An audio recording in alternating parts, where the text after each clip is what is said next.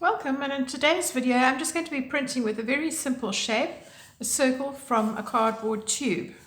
And these are easily available if you are somebody who uses cling wrap. You'll find them in all your packaging.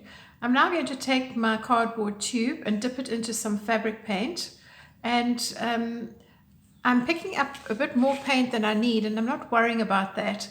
I'm going to play with it. I've folded my fabric in half so that I can actually see where I've got a nice sort of center line, and I'm going to just place my circles that I'm working with side by side.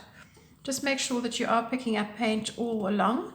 I find that these cardboard tubes from the inside of your paper towels and things are much firmer than the ones that you get from a toilet roll, and as a result they're easier to handle. I find once you get the toilet roll ones and they start getting a bit of paint on, they get very floppy, and it gets terribly frustrating when you're trying to do something like this that requires you to dip it into the paint for a while.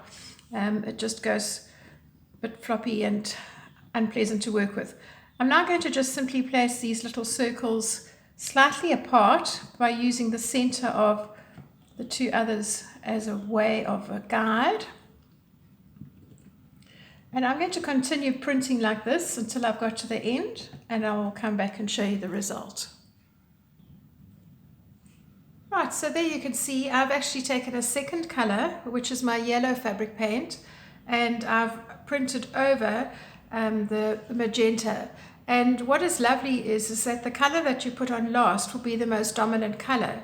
So if I was to put a third color on, say for instance a turquoise, the turquoise would then be the most dominant color. So if you have done a base layer like the magenta and you weren't happy with it, by overlaying a second color or even a third color, you're pushing that first color into the background. Right, now you're just ready for a project, a pencil case, a small little makeup bag, a little bag for a child. All sorts of things can be done. Thank you for joining me. Bye.